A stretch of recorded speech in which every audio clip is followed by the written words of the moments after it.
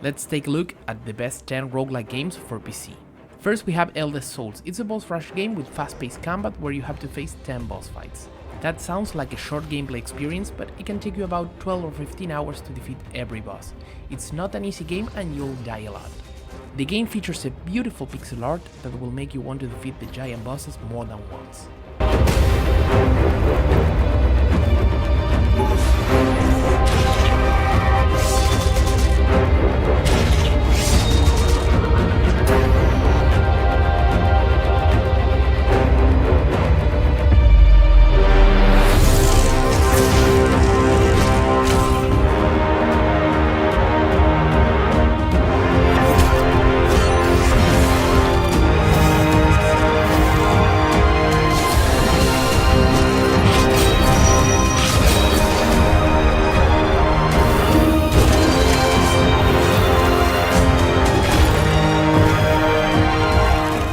Nuclear Throne is a top-down shooter roguelite with a fast, extremely fast combat and procedurally generated levels. It's a game that might remind you to enter the dungeon.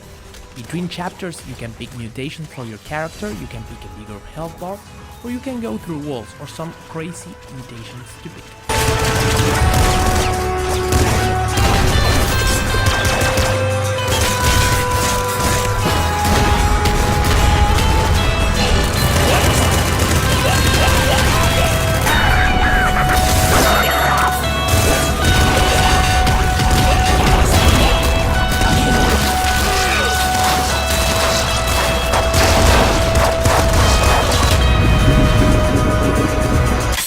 Wizard of Legend puts you in the cape of an aspiring magician.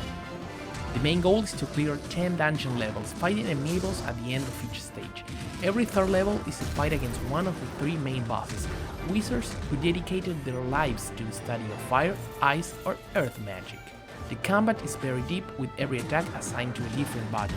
To succeed, you have to manage your spell's cooldowns and avoid incoming damage.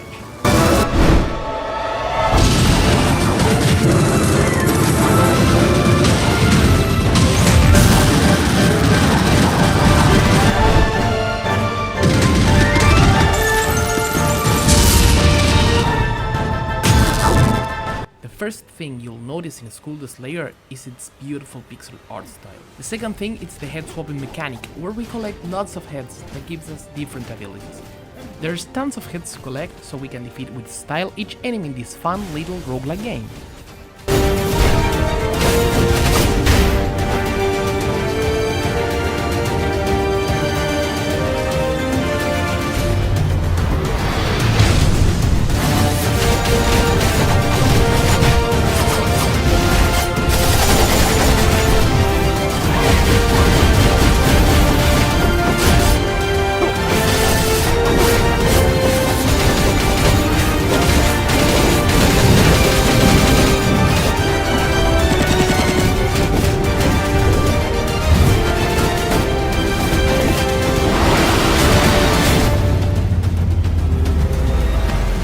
Spelunky 2 is a seemingly simple and charming cartoony 2D platformer that challenges you to get your little Indiana Jones-like character from point A to point B while collecting as much treasure and as many items as you can.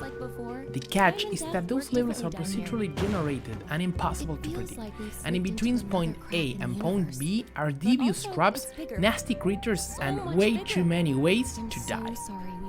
You're here with us. We were worried it'd be dangerous. And also, we wanted you to finish school. But don't worry too much. We're having fun. There's no need to rush. Remember, it's easier to get hurt if you're not careful. In Dreamscaper, we play as Cassidy. Your goal is to conquer the nightmares that plague your dreams. To this end, you employ everything from pool cues, yo-yos, finger guns and magic bows to complete your adventure against strange nightmares and ghoulish bosses. An excellent combat system creates a flow that has you zipping from monster to monster. Secrets and unlocks await around every corner.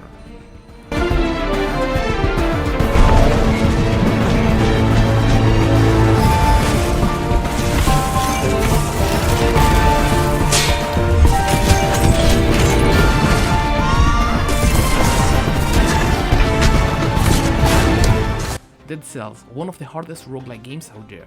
It's a 2D action platformer with focus on a fantastic combat with tons of enemies, great and varied boss fights, and focus on replayability. As you play, you get different weapons, each with unique traits and different abilities, some focus on combat and others on exploration. Each map is procedurally generated, and every time you die it's created anew, with different enemies and passages.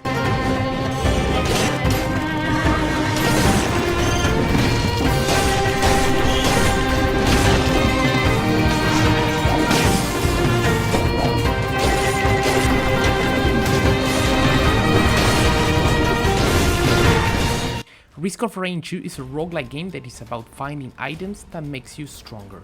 On the screen, you are shooting and slicing your way through a bizarre menagerie of creatures on alien worlds. Each character has widely different playstyles and items that suit them the best, and its own satisfying exploits. Risk of Rain 2 is better enjoyed with friends, so grab 2 or 3 friends and enjoy this crazy roguelike. The Binding of Isaac Rebirth is a basic roguelike. The feel is distinctly old school in that the top-down maps are randomly generated and you have to plow through the entire game in one sitting. So don't die or you are going right back to the beginning. You play a little boy named Isaac. Isaac is on the run from his mother, who has some kind of prophecy/mental meltdown and tries to kill her son by the orders of God.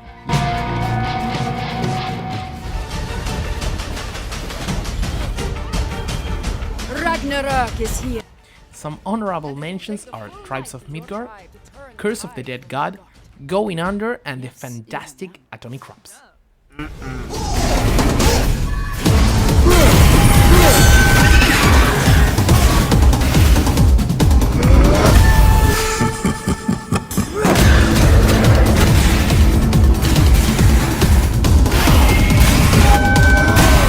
And fight hordes of bloodthirsty enemies.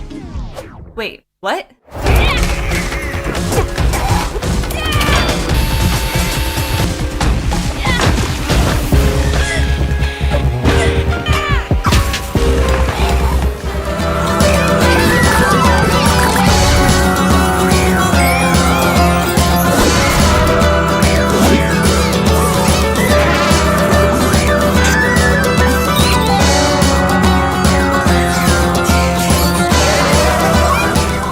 Maybe the best roguelike ever, Hades puts us in the foot of Zagreus, the son of the mighty Hades, as we try to escape the underworld. For Zack to succeed, he will try over and over and over again to use his great array of weapons to stylishly destroy every enemy and every boss that Hades throws at him. The game wants us to try to escape lots of times. Even if we succeed, there's always a reason to keep going to the surface.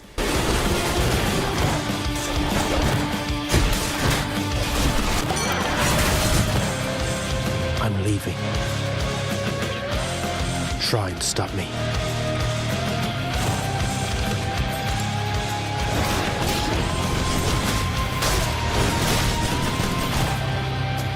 I always wanted to kill a god.